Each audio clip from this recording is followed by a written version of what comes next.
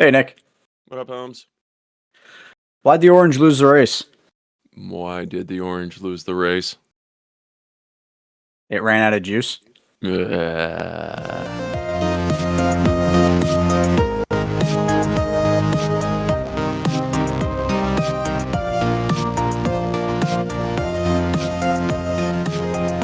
don't have it yet.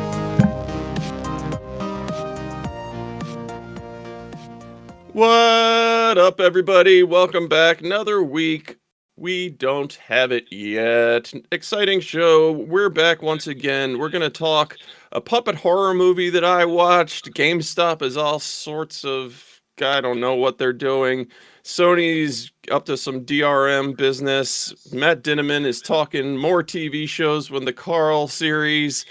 And we're going to do assignments. We're going to do Backlog Buster Brothers. And I'm going to butcher this intro. How you doing, Wyatt? You know, I think that intro could have gone worse. I'm doing pretty good. How you doing? I'm scrolling around show notes trying to find what I'm supposed to say in the intro and, stepping on my words. But otherwise, I'm fine. Well, hey, people don't need to know that you were looking around notes. It came off the top of your head. We don't prepare for this. No, we don't have it yet. And when we do, that means the podcast is over. Yes. I decided that with us making April Space Month after what we'll call Baseball March, that it's now going to be Musical May on the show. It's going to be May. Where's your in-sync drop? Ah, damn. I can't believe with all the drops that I've searched for, I haven't gotten into NSYNC yet. It's going to be May. There you go. I don't even have anything like close to, yeah. Go ahead. You clip that, use that as your drop. Right. And that way we won't get copyright struck. See? I'm down.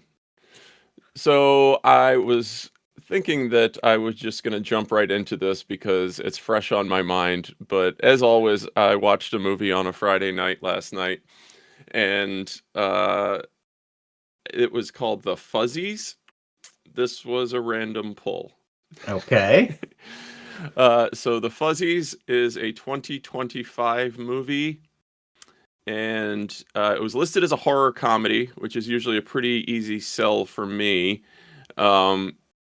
And the poster, if you can see it in our show notes here, is a very scared looking young lady along with a blue Muppet that looks rather devious. And basically, this is a Muppet horror movie. And an extraordinarily low budget one, even by Muppet standards. I don't know how I find this crap. It was on VOD. Yeah, that came out yesterday. And I was like, all right, I need something stupid in my life. Let's check out the Muppet horror movie.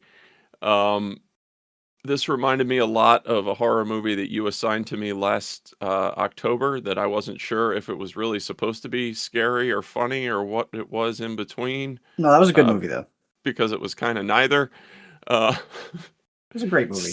Something much closer to, I think, a student film project. And looking into this, it was based off an internet short, like everything is these days, I suppose. But it was weird as hell, man. All right, so there's not really any physical gore with the humans because they didn't really, I guess, have the budget to do that. But all of the puppet scenes were stop motion animation. Okay. So you did see some puppets get disemboweled and the like, but via stop motion animation. So when I tell you this is low budget, I mean this is low budget. And it kind of got me wondering, are we better off with like the kind of democratized film process that technology provides, or is it opening the door to just random schlock? I mean, I'd like to think of maybe with the advances of technology and the access to filmmaking equipment and stuff that maybe we'll see like a new Grindhouse era of filmmakers, like in the 70s. Because this clearly just exists. Because it can? Because it can, yeah. If it has a distributor, good for them. I'll say that, because it was enough to get me in the door, and maybe they'll make some money off the thing. But it's not a very competently made movie. You don't care about any of the characters at all. Like I said, it feels amateurish. It's kind of funny. Pretty much the main female protagonist, when she shows up at the beginning of the movie, she has at least the affectation of a normal American accent, kind of middle of the road American accent. And as the movie progresses, you can feel her accent poking through, and it's like, well, if they shot this out of sequence and the stuff in the earlier movie is as she got better, I don't know. But as the movie goes on, it's like she reacquires something of a Eastern European accent somewhere. I can't place it, but it was genuinely bizarre. But given the budget we had, it's like, well, these are the cuts that we have in the bag, so we got to use what we got. Assuming that this is the lead actress, it looks like she is Argentinian. Okay, well, then I was totally off. But yeah, there was definitely an accent in there. And yeah, it starts off not being there and develops as the plot moves forward, which has certainly nothing to do with the plot. And whoever made this obviously was a younger person, I'm going to say, but with a big love for 70s horror. There's like an opening scene as they're driving to this cabin in the beginning. The premise is that these three friends grew up with this girl who hosts like I don't know what the real one is, but let's say like Miss Janie type of everything is bubbly, wonderful, hello, good morning, children, here's the puppets type of TV show. That person dies under mysterious circumstance and leaves her muse home that inspired her to make this puppet show to these three friends that she grew up with. Or it's two friends that she grew up with, and two of them are a couple. It wasn't really that clear. But because this takes place in like the late 70s, she didn't film the stuff in this house. It's just this really creepy house that she had as a muse, and it all felt very disjointed and like trying to wear too many hats at the same time while also being a puppet horror movie. But having said that, if you can make it about like 45 minutes in, there is a very amusing bathroom scene with one of the main guys in the movie. In a total tonal shift, just goes off to the bathroom to do coke and ends up getting sucked through the toilet by a puppet. So, via stop motion animation, just to give you an idea. That sounds like maybe I would fast forward 45 minutes into this just to watch that. Yeah. And it's worth watching that 10 minutes, if only for a glimpse into what I'm talking about in the absurdity. Like, I'm glad this exists in some world, but I don't think I could tell anyone that they should watch it. Can I tell you a couple of other TV miniseries that the lead actress is involved in, apparently, from this year? I think you'll Go right ahead. So the newest one is called Insatiable Alpha Daddy Claims Me Every Night. Okay. And the other one is called Mommy, Save Me, Daddy Left Me to Die. Okay. And are those features in the schlocky horror genre or something more They both say adult? they're TV miniseries. TV miniseries. But I have a feeling TV is being used in the same sense that movie was used for the Fuzzies. Yeah.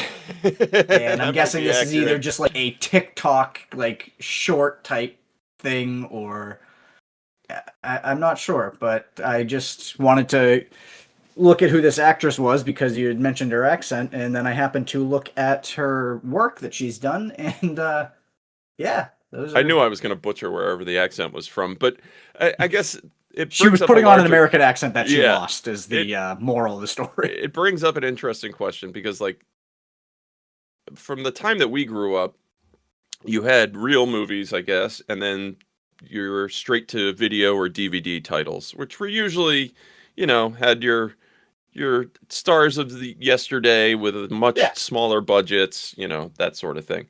Joe Don Baker. They were still movies, I guess. And this feels like it was made by college kids or something. And maybe I'm insulting the shit out of the people that made it. I don't know. And I guess I'm happy that things can be made on the cheap without a lot of financial backing. I think that's fantastic. But should everything just be put out there and distributed as a movie? Or is there kind of a line that you should draw? It's difficult to say. It's funny that you say that because the same could probably be said for a lot of podcasts that are being made and talking about things like this. Yeah. And I think that's just the society that we are now in, is that, yes, it is both. It's a double-edged sword that everyone is able to create. It's awesome, and it's also terrible that everyone is able to create. However, yes, I will say I would take the crappiest movie, TV show, song, podcast made by a human than any of this crap that I see people pumping out going, look what I made AI create this song for me. It's so cool. I just put in these words and it made me a ballad. That's not art. That's nothing. That is... Yeah, I don't know. Yeah, say what you will about say what you will about. No, that's fine. Say what you will about Bandcamp kind of thing. But it democratizes the process, I guess, in a sense, or just opens it to everyone. It's never been easier to record and upload music to the world. The access to recording music was really difficult for a really long time. Yeah. If it wasn't at your local Strawberries, you weren't going to get it. You use these regional references that make no sense to me whatsoever. Okay, well, I thought that maybe Strawberries was a national CD chain, but apparently not. Oh, was it? Oh, yeah. That's where we used to buy friggin', Sam Goody. I bought CDs at Circuit City, man. Yeah, so in closing, don't watch the Fuzzies. I was just trying to say, I guess, where do you draw the line between what is good for everybody having access to be able to create things and what should be distributed as a creation, I suppose. But anything's better than AI. I'm certainly agreeing with you there. The question here is, do you think this was created in the sense that it was actually made to be something to be taken seriously? Or do you think this was created in the same sense that Birdemic was made, where it was very clear just made to be a really crappy movie that people would make fun of? No, it would be an insult to associate this with Birdemic, honestly, because Birdemic is purposely bad. Someone loved this. There was like love put into this. I mean, you don't do stop motion animation scenes if you're not into the process, kind of thing. And it was very obvious that, it was done on a shoestring budget, but a lot of creation went into it. Like there's a giant paper mache nutcracker guy hiding in the shower in one scene. Somebody had to make that. And a lot of it is, we're going to set this in the late 70s, so I need period-looking, accurate, creepy stuff, and go to all your flea markets in your town and try and find stuff that would look right. It feels very that. So there was a crew making something that they cared about here. Just not perhaps my cup of tea. So my suggestion, I guess at this point, if you haven't already, would be, I guess, to watch the 8-minute short that the movie was adapted from and see if like the 8 minutes was fine enough and didn't need to be expanded into feature, or if it was just... I was just hoping for like a blue Muppet was going to like bite someone in the neck and you get like Kill Bill blood spraying out. Like that's the movie I was hoping for. But weirdly, only puppets got disemboweled in this one. So have you seen, going on our little rant here of terrible puppet movies, have you seen the Happy Time Murders? No. Was that I remember in like the early 2000s, there was some puppet stage show where it was like Sesame Street, but they cursed and things like that. Was that Happy Time something? I don't think so. No. But yeah, the Happy Time Murders came out 7 years ago.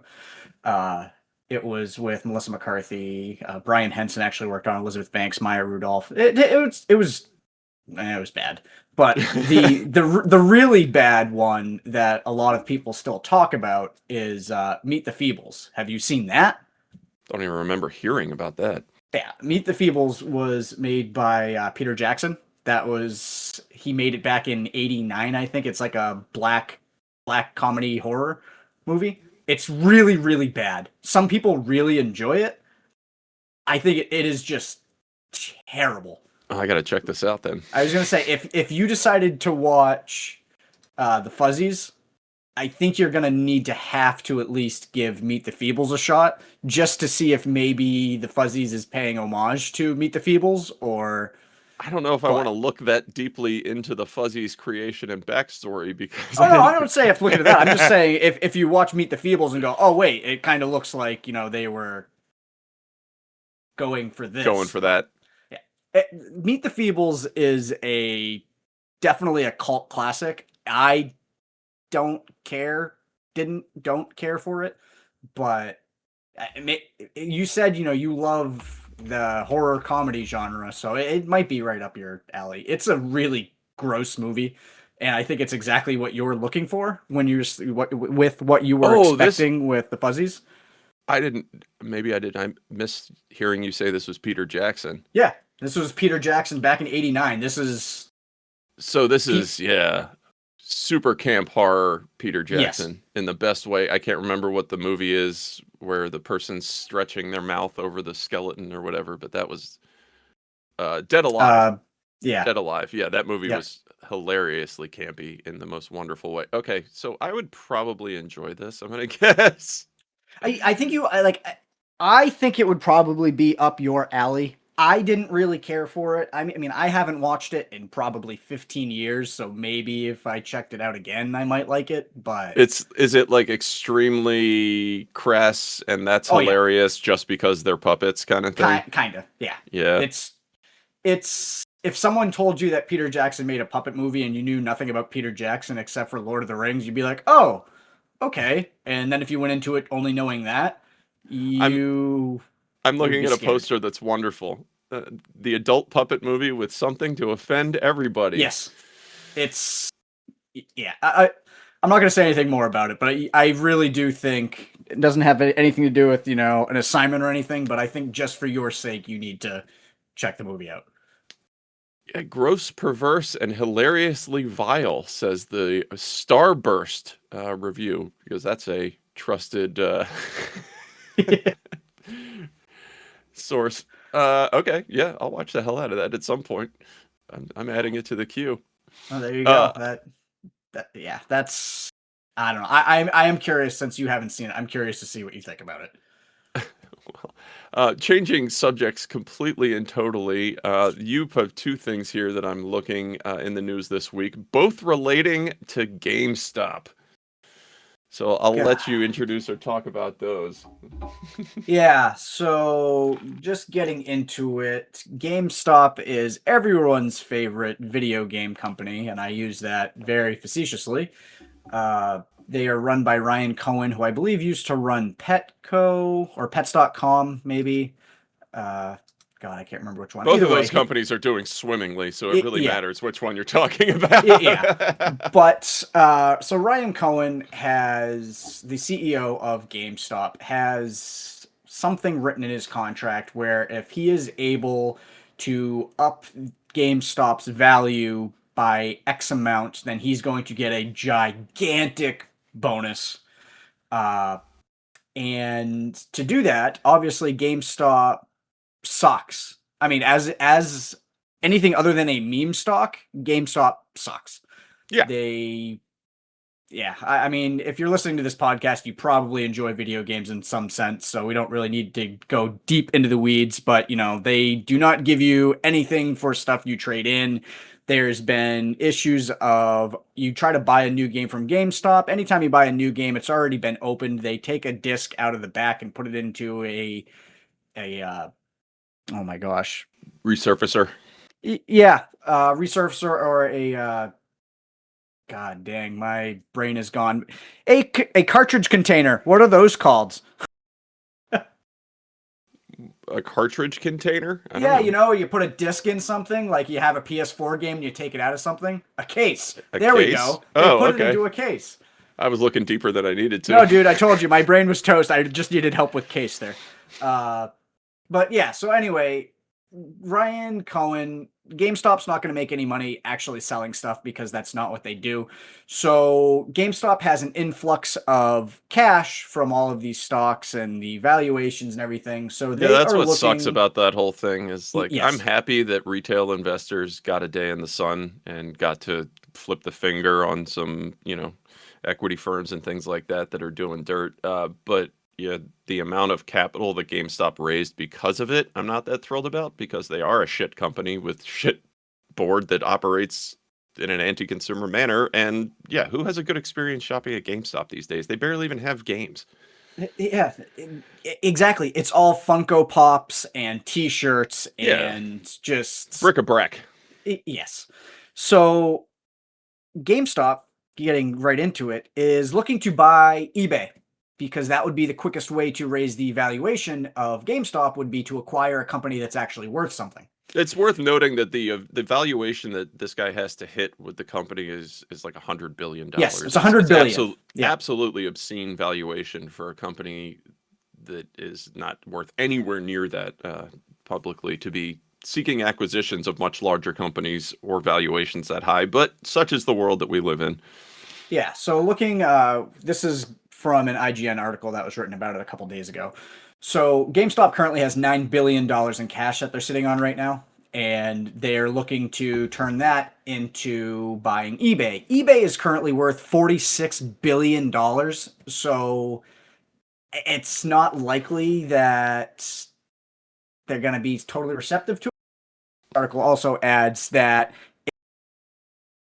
if eBay, they go directly to eBay shareholders to try and buy it that way. So the bonus that Cohen's looking to get is he would make $35 billion in stock if the company's market value hits $1 billion.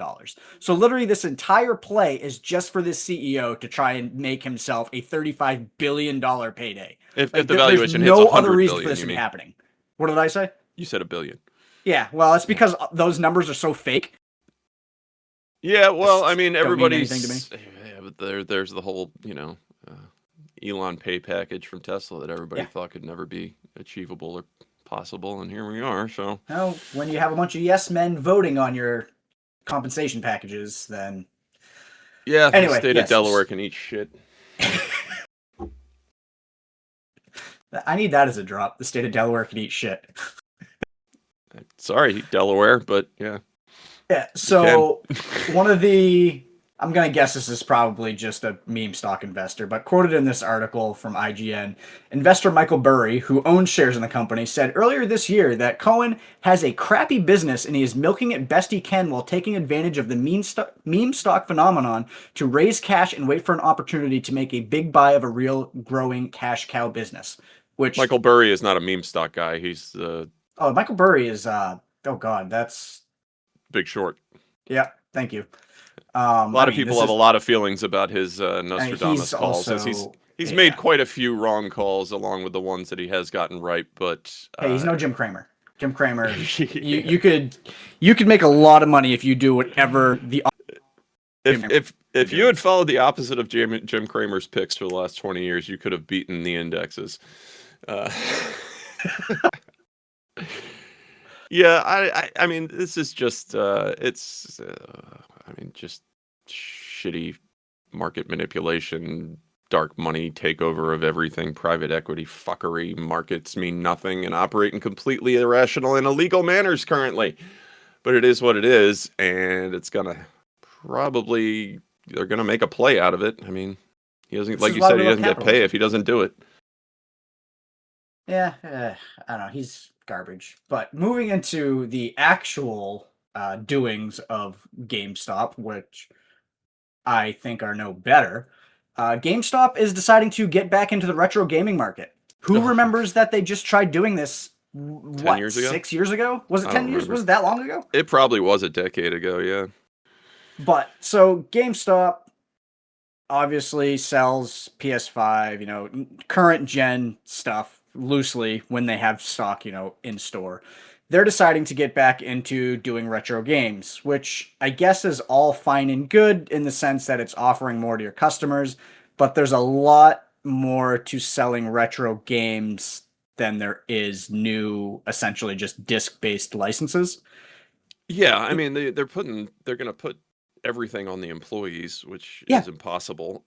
your minimum wage employees to figure Yeah. out if this Pokemon Gold that just came in is counterfeit or not.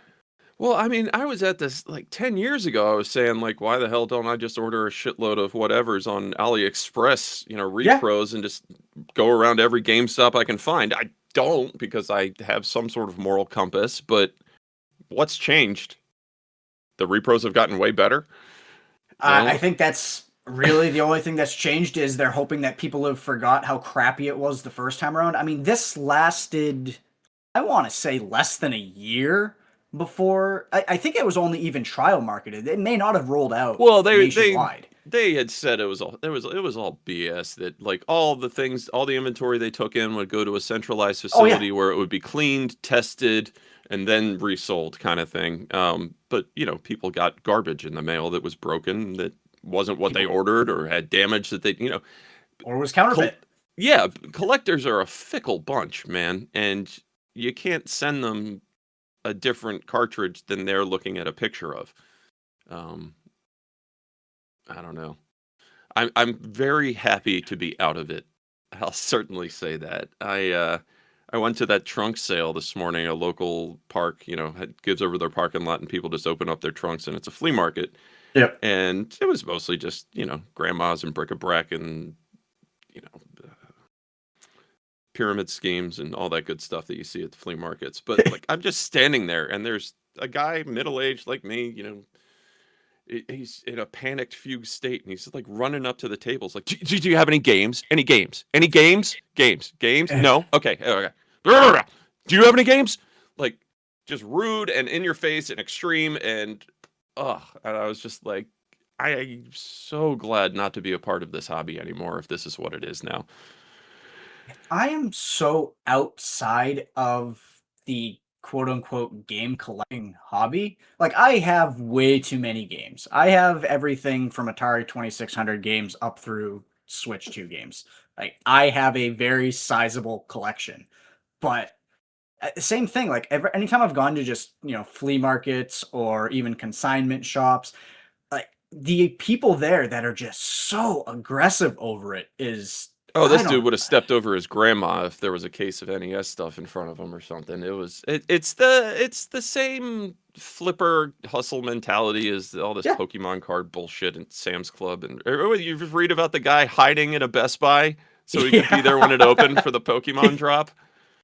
That's my champ of the week. That I guy. mean, you have to kind of you gotta admire his moxie, if nothing else, right? Even Yeah. if he was so dumb that he thought he could just walk around the store once it was closed and everyone was gone and nothing would happen. So People apparently are he was caught smart. because somebody's just like got a motion notification, and this Yep. dipshit is just walking around the store. Oh god. This is gonna last, I'm gonna say 6 to 8 months, maybe. This is supposed to be the GameStop retro thing is supposed to be rolling out nationwide to all of their stores starting in early May, which is where we are now. I don't know what kind of like, is it just going to be copies of Madden 2001 on N64? Like, Yeah, that's a obviously good they call. have What the even money what to even get stock. qualifies as retro Yeah. anymore? I mean, what I think of retro is completely different. I mean, PS2 is retro now, I Yeah. guess. PS3 is retro probably. 360 and PS3 is now considered retro. I mean, it's over 20 years, right? I don't Yeah. really have a leg to stand on there, so it No. is what it is. Yeah, I mean, our retro being, Atari NES and stuff like that's so far back that, Well, for one, I think the younger people are more inclined to give that stuff a chance than maybe we would have been at their age, if we hadn't grown up with it. Uh, I don't know. I mean, personally, yeah, because I grew up with it, I guess I can't really say, but I mean, from the time I was 3 years old and I got my NES until here I sit at 38 years old, there's never really been a time in my life where I haven't gone back and played some NES games. Like, and again, that maybe that's just the nostalgia goggles have been on my eyes for my, entire life growing up, that it's a comfort to go back to, but didn't you fell out of love with video games for a little while, didn't you? I didn't say it. No, I never fell out of love. I just Well, it stopped being cool, I believe, is what you told me. Yeah, it said, well, like, when I was in high school, it was like it was like whispered about, like, I swear, like, you didn't want to be heard of, like, talking about PlayStation. It was, I don't know, it was a wacky time. I mean, being a kid's tough as it is. Yeah, You know, exactly. Yeah, having a that's just what I kid mean. better than I do, but you know, I mean, I taught middle school for several years. Being a kid sucks. Like, and I can't even imagine growing up these days and trying to navigate all this crap. These GameStops ripping you off. No, Exactly. bringing it Well, back to that. I worry about, like, what is younger people that might think it's cool to have NES games or something like that. And it's coming back to that. they're gonna get burned blind, man, Yeah. I by a mean, GameStop. The people are gonna get effed over left and right with repros and broken cartridges. And do not buy retro titles from GameStop. Just don't do it. I mean, it's hard to say where to even land in this anymore because I'm so far outside of it now. Just the idea of stumbling across stuff at a flea market is foreign to me at this point, as far as video games go. Yeah, yeah, there'll be no. bits and bobs occasionally, but everybody is in that hustle grind mindset where they're going to check what they have and if it's gold ahead of time Oh, most of the time now anyway.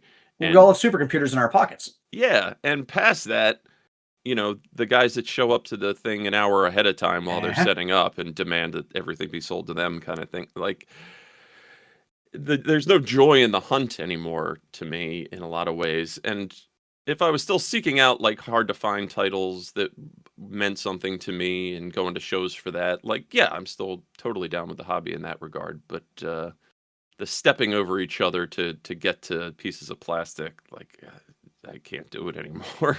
And this is just, I think this is going to have the effect of turning a lot of people away from the hobby, unfortunately.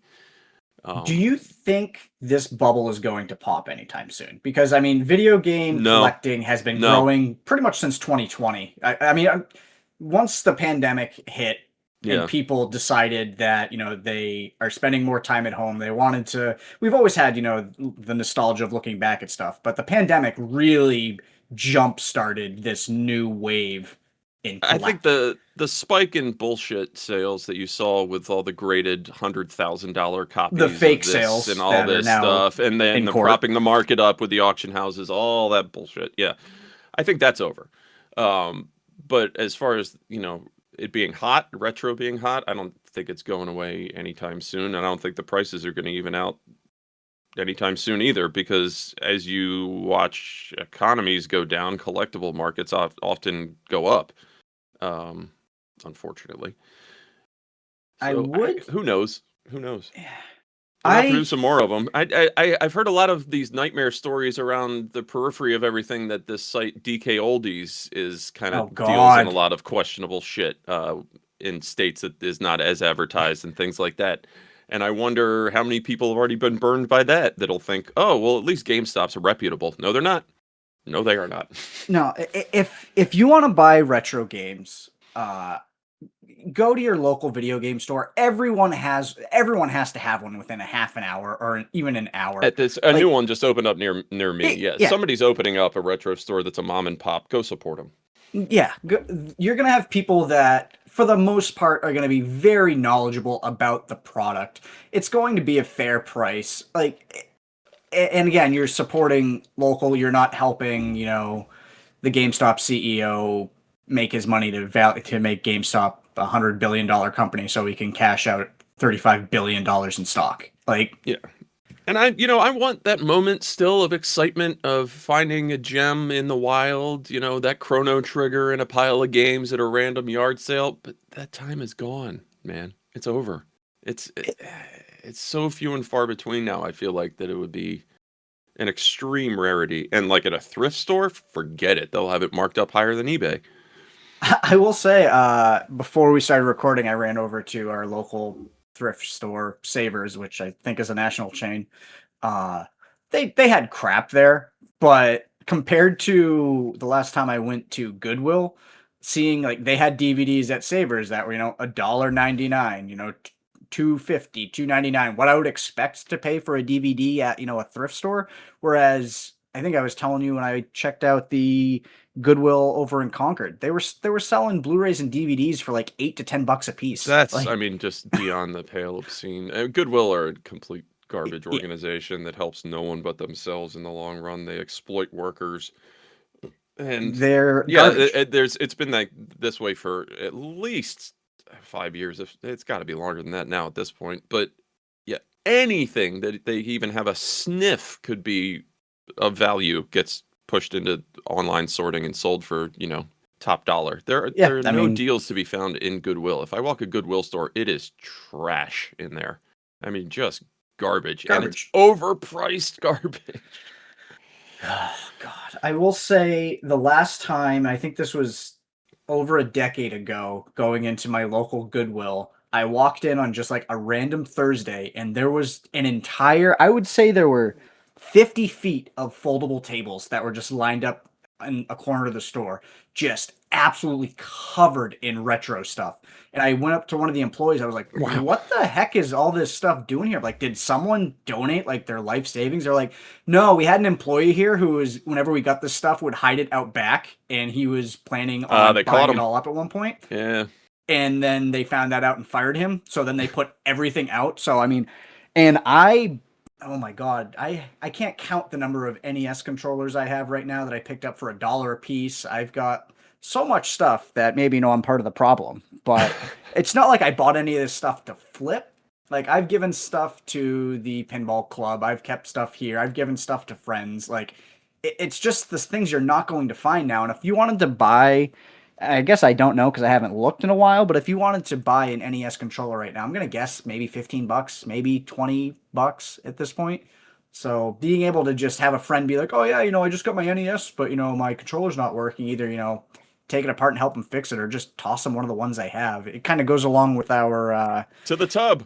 yeah, our wire tubs. To the Like, tub. you're going to need it. Yep. Like, and I, finding I that I one don't thing. just have a wiring tub. I have many tubs, and despite parting with my games collection, I still have a consoles tub full of bits and bobs and consoles and controllers and memory cards and all that good stuff.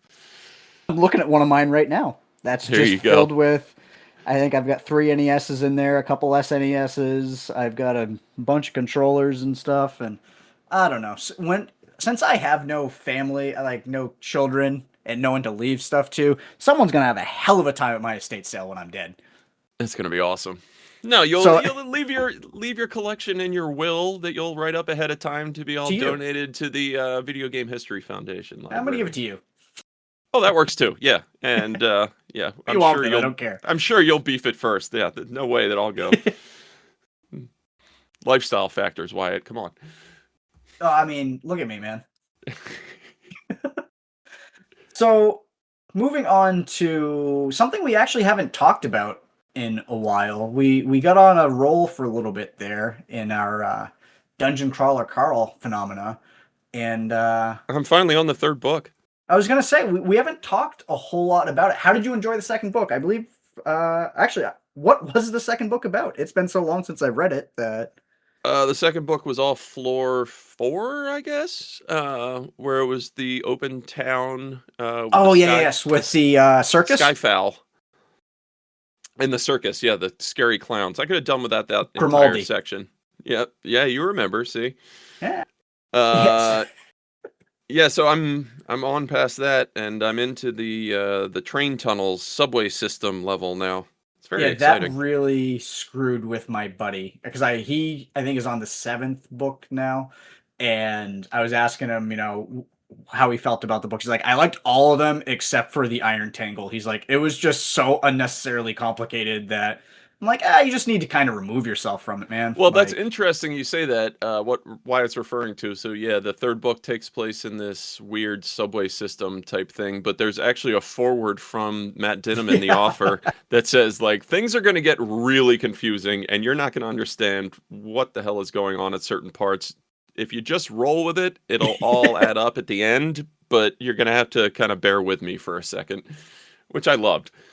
Yeah, he fully knows. He's like, he probably, as he's writing, he's like, I don't even know what the hell I'm talking about at this point. Well, yeah, but I mean, So, there's that nerdly pomposity to be like, well, yeah, I understand it, so my audience obviously should. yeah. No, he's saying like it gets a bit heady, which I like. And it certainly does. But so Matt Dinniman has been doing a press tour recently. He's been doing a lot of interviews and everything. His 8th book, A Parade of Horribles, is coming out in a couple weeks, I believe.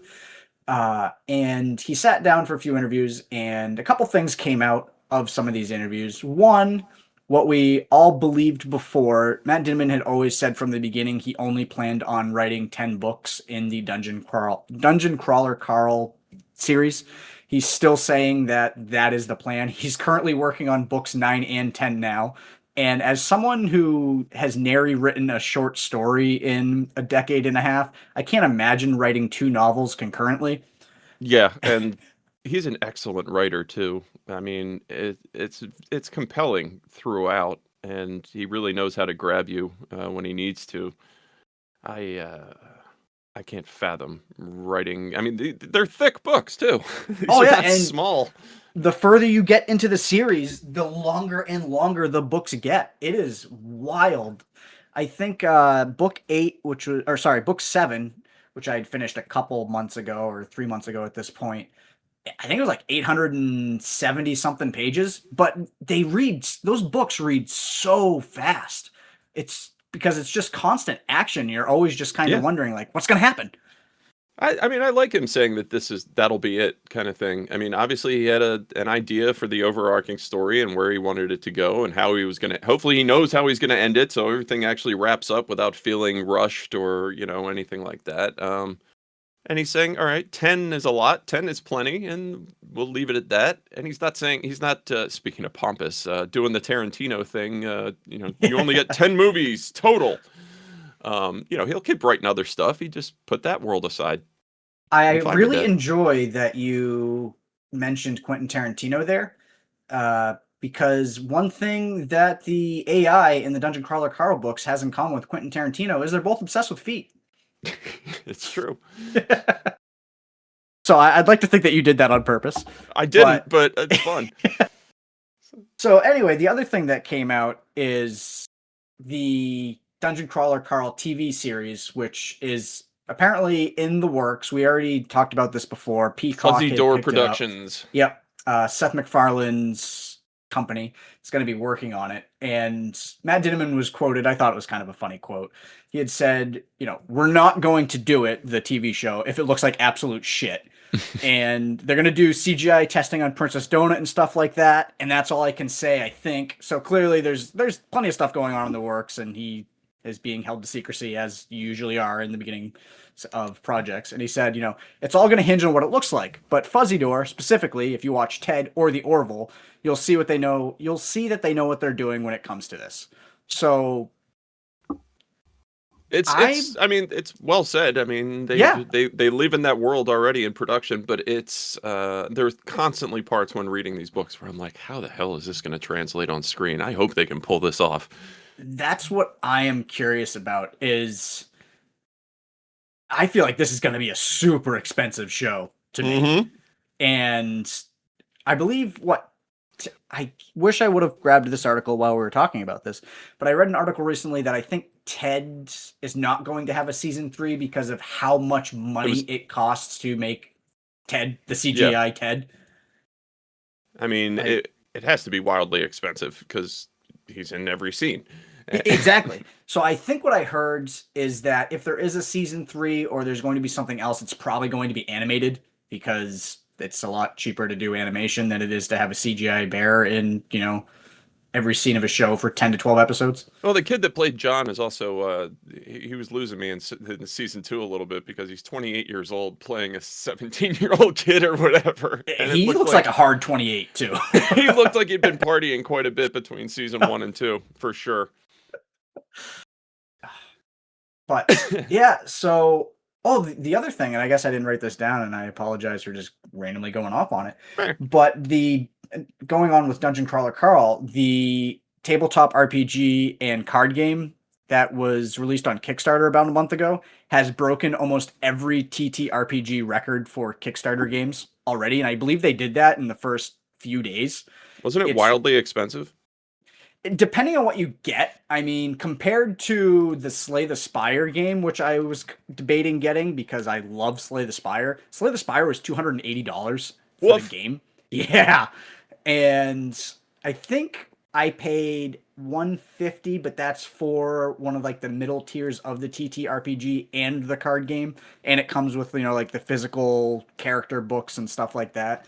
So I mean, you can spend quite a bit of money depending on how much you want to give, but yeah, it's doing numbers still. I think they made it through all of their stretch goals within like 4 or 5 days, so they've had to start coming up with stretch goals to like new stretch goals to create. Yeah, so right now there's 13 days left in the funding period, and this is actually on BackerKit, not Kickstarter. So they've raised $8.9 million. There's Woohoo! 8.9. Oh, I think by the time I finish saying this number, because it literally keeps going up as I'm saying it, it'll be at about $9 million before we finish recording this episode. 38,000 people have backed this so far. I'm worried, and maybe it's already happened, but we as a society seem to absolutely love saturating ourselves once we find something we love. Yeah. And I'm worried that we're getting close to that with this. I mean, we talked about there's a pinball machine coming out. There's now a TV show in the works. There's the books. There's these games. There's a graphic novel that's come out. There's spin-offs that are already being created. Like, how much further are we going to go before people finally go, all right. Like, Sick of hearing about this thing already. Yeah, and I'm sure some of the people listening to this podcast are probably sick of listening to it because. Well, yeah, I was late to the party, so there. I don't have a leg to stand on. I started reading these books late last year, and they came out in 2020. So yeah, I think I just read something the other day though that said they've reached the apex of popularity, kind of thing. They're through yes. the first book is doing the best it's ever done now. I think it's because we have hit that tipping point in popular culture where, yeah, and that's where I'm worried. Like, once you hit that saturation point, like I'm waiting for the Pizza Hut, deal, the Denny's Dungeon Crawler Carl Well, combo. I'm fine with all that. I think we're too close to it at this point, just by virtue of we love the books so much. That I think your average Joe Schmo still has no idea what it is unless he's, in nerdly circles, as it were. But I don't think it's broken through enough yet. Now, when a streaming series lands, people might feel that way pretty quick. Yeah. I don't know. Well, that's more what I mean. Like, once the TV series comes out, Yeah. and I mean, I believe that they said that a video game, there's nothing completely in the works right now, but obviously they've been discussing a video game. Like, I think at some point, like, but I also believe, you got to strike when the iron's hot. And I don't know. I'm just curious to see how long Carl Mania continues. But I think it's being handled with a decent hand by its creator. He doesn't seem money motivated by any stretch of the imagination, and I think what windfalls he's already seen are probably good enough for him. And like the pinball opportunity comes across, he's like, I like pinball. Yes, let's do that. He got in trouble for saying, "Just give me a pinball machine." I'll be good if they just give me a machine. That's cool with me. Which I absolutely love. Yeah. Exactly. So, as long as it's he's only doing deals with people that have the franchise's best interests at heart, which, once there's money involved, that all goes out the window. But hopefully he retains control and it remains such a brilliant property because it's a very specific genre that has almost universal appeal.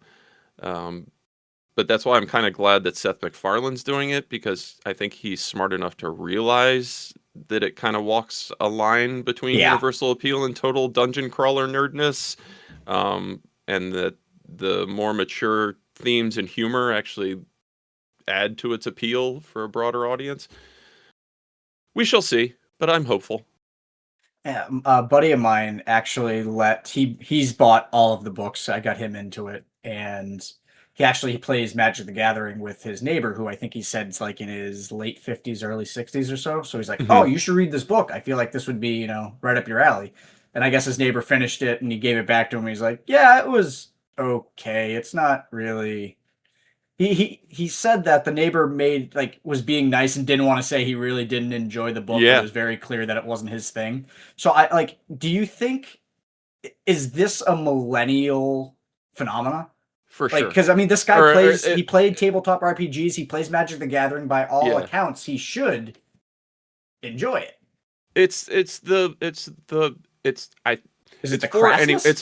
for anyone, but it definitely directly appeals to us, I think, because just without being as heavy-handed and over the top as Ernest Cline is, where it's like we get into the DeLorean and turn on the, you know, band that was the most famous in 1985, and it's just reference, and there's no substance there. This is the exact opposite. It's made to appeal to us the most, for sure. But like I said, it could be universal. But if you're an old school D&D'er, wouldn't like it as much. I don't know. Yeah, I guess you're not in that world. Yeah, let's say you're not really into that aspect of it. You probably more enjoy because it's also basically it's a video game. The book is a video game. It really is. And oh yeah, I mean it could be it's a dungeon crawler, obviously. Yeah, it could be an RPG kind of thing. It's your Chrono Trigger. Yeah, for sure.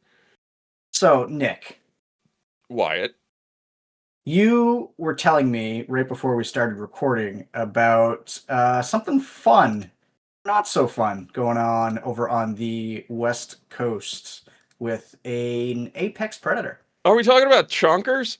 We're talking about chonkers. Okay. So, anybody who lives in the San Francisco area is probably familiar already, but for anybody not in the know, chonkers is a sea lion that has shown up on whatever the famous pier is in San Francisco, Pier 39, excuse me. Yeah.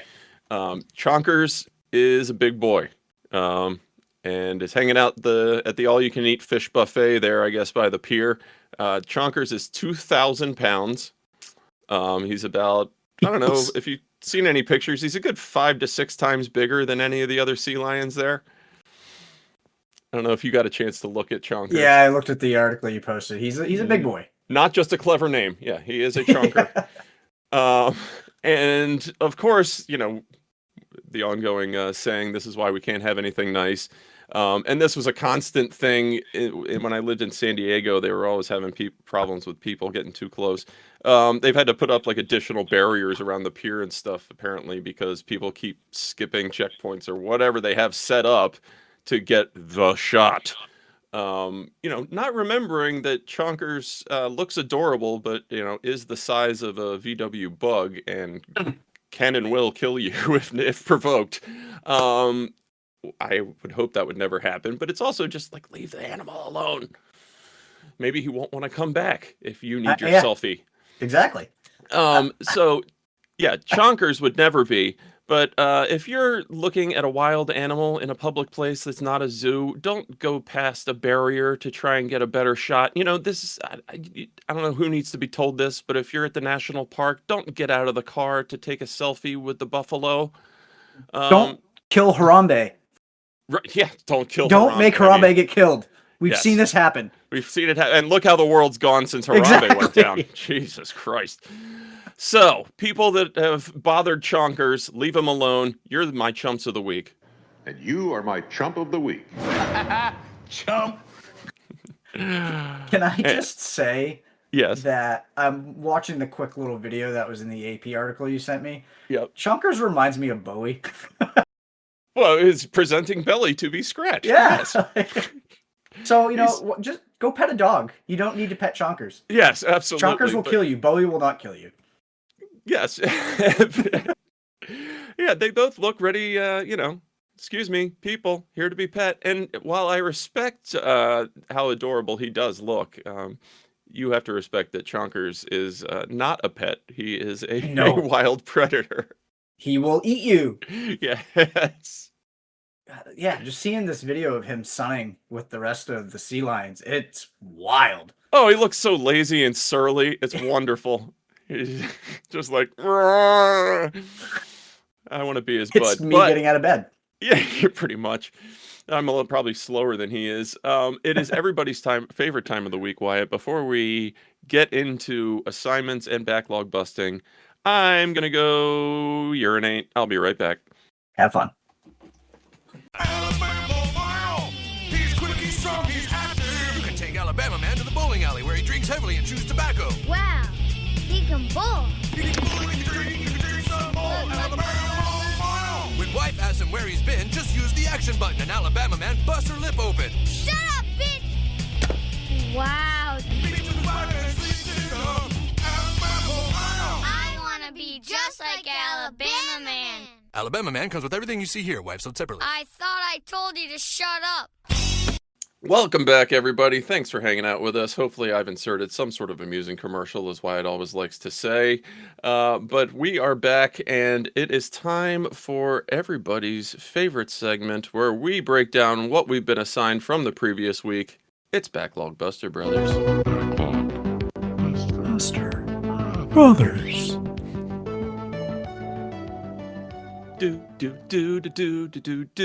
Wyatt, you played a game, and I guess I'll be coy here and ask, did you dig it? See, everybody, when I say that Nick is enjoying my wordplay and puns, he's now making his own.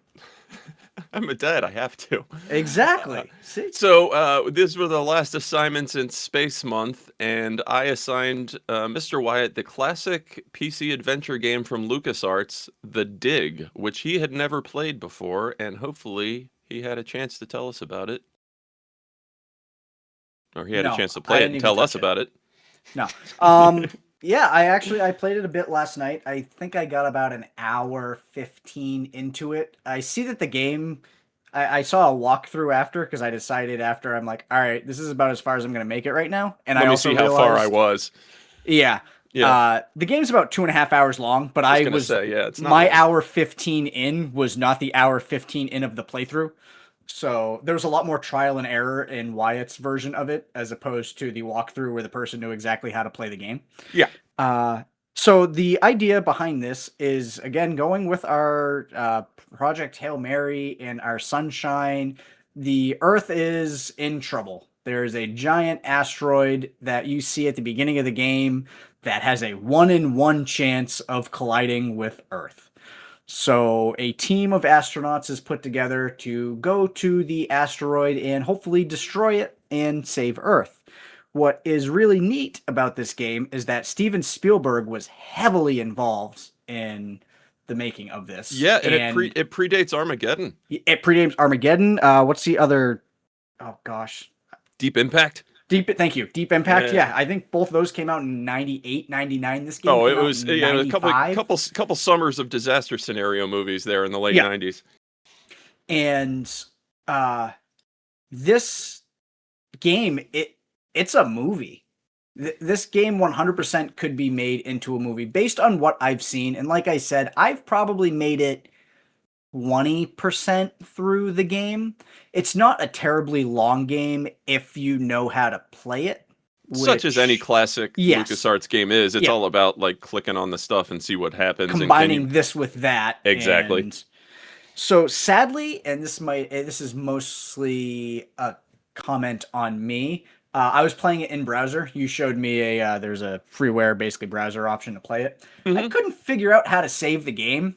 Oh no! Yeah, my browser closed, and that's essentially why I'm like, all right, well, I'm just gonna go watch a walkthrough now because I'm not playing. No, I wouldn't make you go through it again. So yeah, I don't want to give too much away about the game because I guess at this point it's 31 years old, but it was a lot of fun. It was a much different tone than I'm used to in LucasArts point and click games. My experience is mostly Monkey Island, which is a very just goofy. Well, it's Sam and Max, Full Throttle. Yeah. Full Throttle, perhaps less so. Day of the Tentacle, certainly. All very tongue-in-cheek. Yes.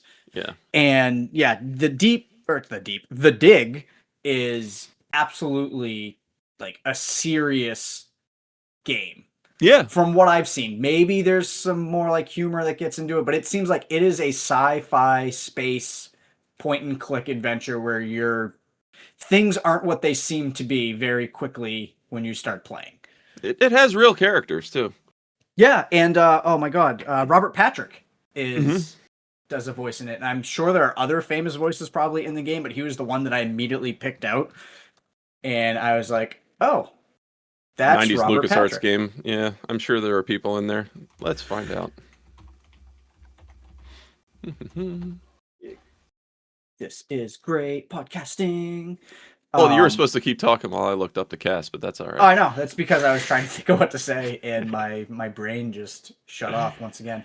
But if you enjoy point-and-click games, if you grew up on them, or even if you didn't, I played Day of the Tentacle Remastered, which I think came out on PS4 maybe a while ago. Caitlin and I actually played through it a while ago, and point-and-click games are just super fun. If you enjoy exploring, if you enjoy trial and error, I'm not sure, and maybe there is, I know a lot of LucasArts games and, the Sierra Online games you could lock yourself out of completing the game, which... I don't recall if that was a thing or not, but maybe it is in this one. Yeah, I thankfully didn't run into a situation where that happened, but I think it's Police Quest or maybe one of the King's Quest games. God, I can remember those boxes. Yeah. I never played any of them. Yeah, I can't think of what it is off the top of my head, but there's certain things that you could do in like Police Quest where if you don't talk to a certain person or do something, you essentially lock yourself out of the rest of the game, and the only thing you can do is start over. And that's where the term like save scumming comes from. Is doing stuff like that, and you were saving before every decision because you screwed something up. You're screwed. So yeah, I'm just looking. Steven Spielberg was a lead writer on this. Yeah. And this was an idea originally created for Steven Spielberg's Amazing Stories series. Amazing. Unlike other LucasArts adventure games, which typically include humor, The Dig took a somber approach to science fiction. There you go. It was, I think... If I could go back through the browser and see if there actually is a way to go ahead and save the game, and I'm sure there is, but I accidentally closed my browser out. Yeah. I am an idiot. I closed the entire browser out instead of closing a tab, and then I just kind of. But the good news is, anybody that wants to stared. play this, you can just type The Dig play in browser, and you'll find what we're talking about, and you can experience this. And I think the thing I wanted to highlight about it is, despite the fact this was 1995, the level of storytelling achieved, it's great, and like cinematic storytelling achieved in this limited, rudimentary, graphical fidelity environment is second to none to me. It's what LucasArts could do at that time was amazing, and then you combine that with Steven Spielberg. No wonder some of the shots look incredible. Yeah, I would love to see this not necessarily get a remake treatment, but I guess even I don't know, like Day of the Tentacle was remade and made modern, and the nice thing about that was I believe if you hit like the select button, you could play between the original version of Day of the Tentacle, or you could play the Maniac Mansion. Yeah and it'd be cool to see something like that with The Dig, which maybe there's something else with it because, Steven Spielberg being involved. I don't know. Did it. Well, there was the HD remaster of Full Throttle, and it let you switch between the old one and the new one kind of thing. Yep. Yeah, same thing like that. Like, I would love to see something like that with maybe a couple of quality of life improvements with it, because, I mean, the game is of its time. It is a 1995 computer game, which... for what it did, it was fantastic. But just inventory, there's certain things that, the modern quality of life, being able to switch things a little easier. It can feel a little clunky for sure. Yes, definitely. I highly recommend it to anyone that enjoys sci-fi, that loves point-and-click adventure games, that haven't played them yet. A lot of trial and error. And I know Nick said this to me before I started it, like, there's no shame in trying to look at, pull up look game hints facts or something. whatever, Yeah. YouTube, whatever you got to do, man. Yeah. No shame There whatsoever. was some really cryptic stuff, even in the the parts that I was in, where I'm like, I have no idea what the heck I'm supposed to be doing. I'm clicking through to reviews here, and it said the criticisms at the time most were that the puzzles were actually often too difficult. And I can remember a few of them being like, I gotta look this up. I have no idea what I'm supposed to do. It's interesting you say a remake treatment. I'm thinking, being that this was adapted for something that was going to be on Steven Spielberg's Amazing Stories, could this almost be like a mini-series property? Absolutely. This absolutely could be. And I am surprised, and maybe sometime this weekend or soon, I'll actually just watch the rest of the walkthrough at this point, just so I can see the story, because it is a compelling story. Oh yeah, I'm sure there have to be YouTube versions that just let you basically watch the story. Like I said, the walkthrough that I watched to see where I was, it was just a no commentary playthrough of someone playing the game. Yeah. Yeah. So you could actually just watch the story, and I think it's like 2 hours and 38 minutes long for the person to get through it. So it's not a long game, but again, that's if you know exactly what you are doing, which find who owns the rights to the dig. We're gonna buy this and reinvent the property, reboot it. We might want to pick something a little more in our price range. Oh, Steven Spielberg. He's got enough money. He's forgotten about it. I'm sure it's just floating out there that you can buy the rights for pennies on the dollar of this whole thing and develop it into an Apple TV series. Oh, and there was dialogue written by Orson Scott Card in this game. Like this game was high sci-fi pedigree. Yeah. I'm surprised. I guess I was 7 when it came out, so maybe not. But I'm just even surprised growing up that I never knew about this game until you literally told me about it last week. I was 12 when it came out, or thereabouts, so it was right in the heart of Nick PC gaming time, for sure. And I don't think I ever had this, because this might have even been before I had a CD-ROM, but I remember playing it at several people's houses many times. It's a lot of fun. Yeah, it's worth checking out. And like I said, you can just play it in browser, check it out instantaneously. Yeah. Literally all you're sinking into is clicking on your browser. It's not going to cost you anything. Give it half an hour just to play around with it, and let us know what you think.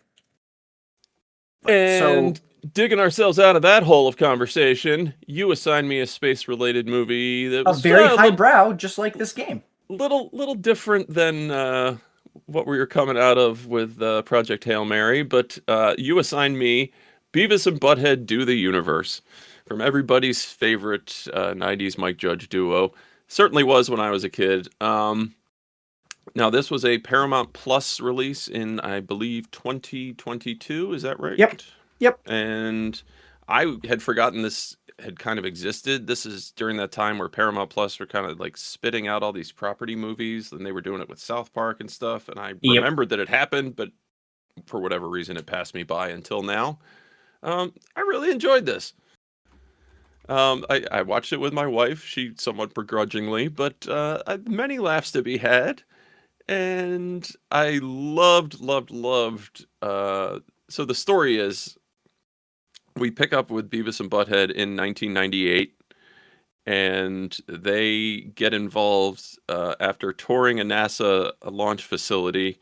They're proven so good with this docking procedure and arm, which, as you can imagine, involves somewhat innuendo, shall we say? And innuendo. Yeah. Hey-oh. And long story short, they end up on the space program, and they screw it up horribly and get sucked into a black hole. And fast forward to the year 2022, and this is where we pick up with them, and also explore multiple dimensions and timelines and things of that nature, where we're introduced to smart Beavis and Butthead, who were kind of the supreme being versions of them, I suppose. Yep. I got huge laughs out of all that stuff. Where did I saved a clip that made me laugh. Here we go. Yeah. Humorous. Quite humorous, yes. Droll, very droll, yes. Whimsical, yes. That is amusing, yes. Quite jocular, yes. Yes, mirthful, yes. Okay, that's enough frivolity. So that's smart Beavis and Butthead from the future, or from the smart timeline. I can't remember, but that I got a huge chuckle out of them. They kind of kept recurring that bit, and I laughed every time. Something about hearing Beavis say "droll" makes me laugh. Yeah. But you had obviously seen this when it came out, I guess. Yeah. And I mean, there's not a whole lot to say if you enjoy Beavis and Beavis and Butthead. Yeah. Big shocker here. The overarching motivation for our heroes in this one is getting laid. If you saw Beavis and Butthead Do America, the entire adventure is based around them thinking they're going to score.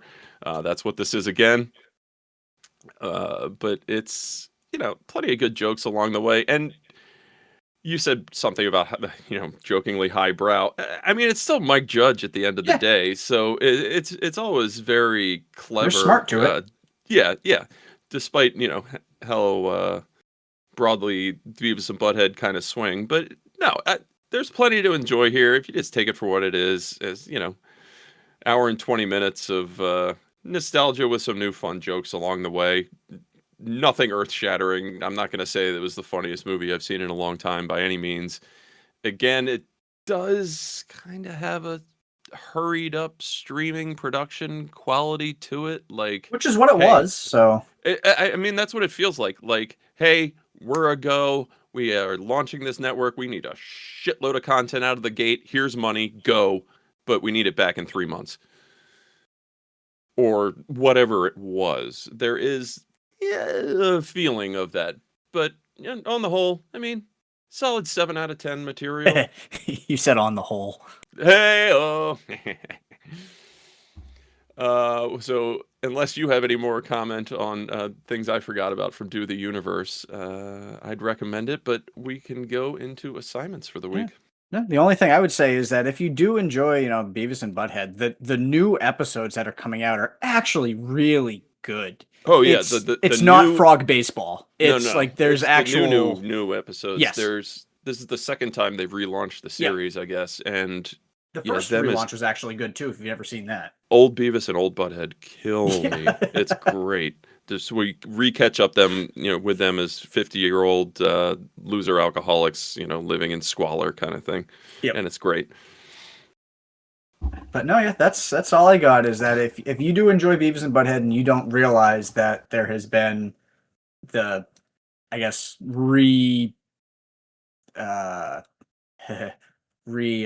my god, my words are failing me today. We're good today. No, I'm not.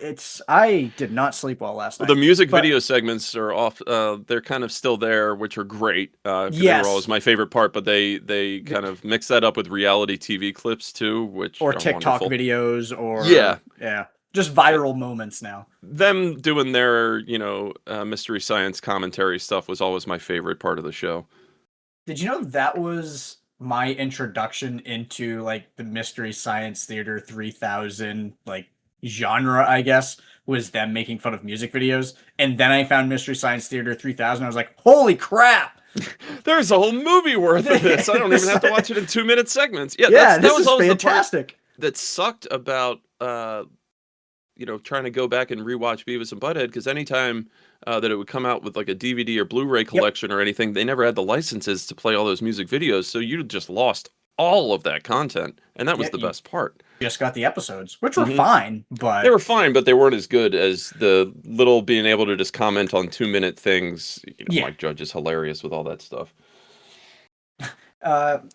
Roger Ebert gave Beavis and Butthead Do Universe 2.5 out of 4 stars. That's actually more than I would have expected. There you go. But yeah. So Nick, you had said we are going to be doing a new theme this month. I don't know if you have said it yet, but we were just talking about music video commentary, so I think it's very on the nose now. Exactly. So this month's, I guess, overarching theme is going to be music, either, concert movies that relate to music, video games that relate to music, more than just, your Guitar Heroes and stuff like that. We're going to try to delve into some of those things that maybe we have not had a chance to do yet. Absolutely.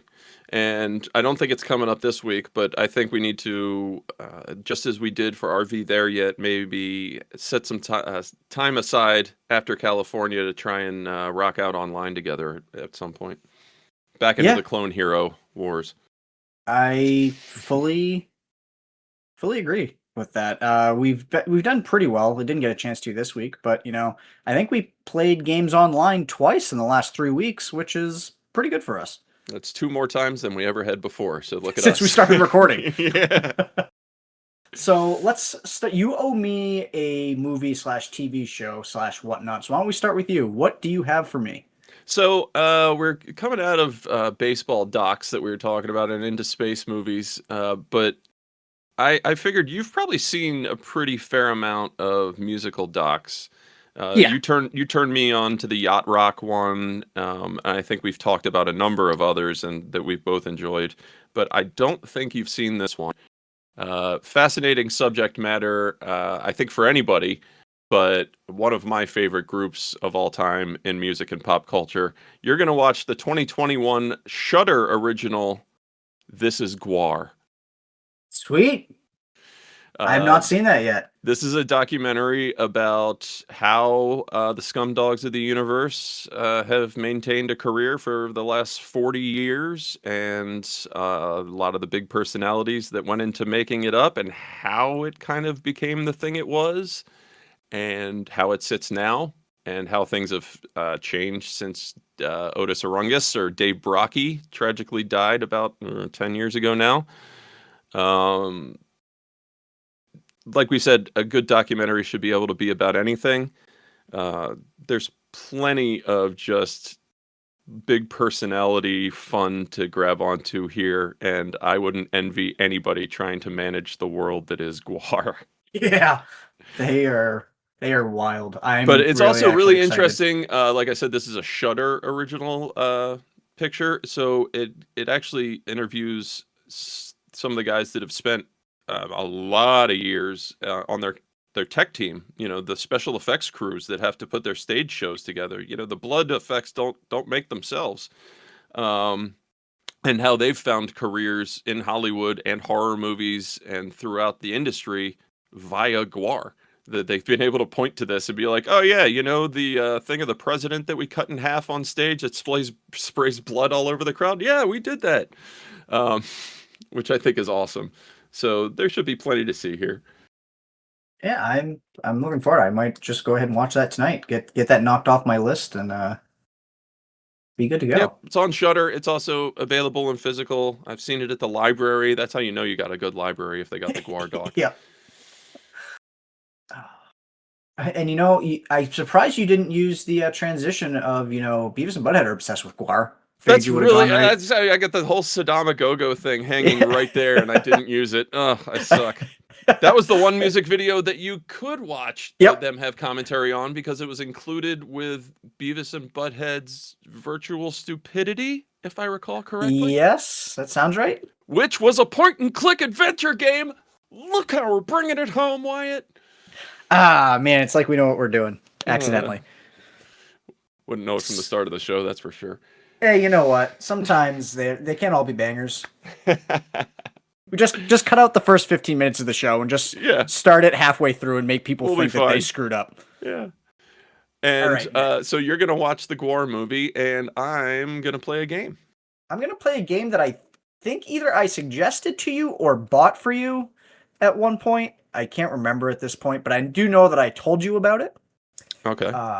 It is the 2024, I believe, game Starstruck Hands of Time.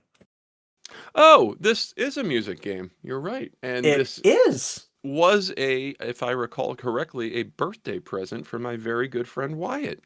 There it was, and I don't think you've had a chance to play it yet, so we can knock a few stones off. I've dipped in, but I have not played it, and this is 100% the perfect candidate for triple B, as it were.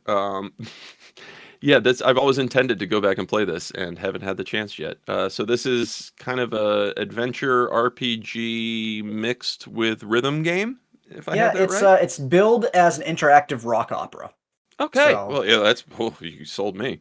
yeah. So essentially high level, you play guitar. There's musical story segments that you can play guitar in. There's a really awesome soundtrack that has live instruments. And I also chose this for a couple reasons, because in the guitar sections, you could actually use your Guitar Hero guitar to play them.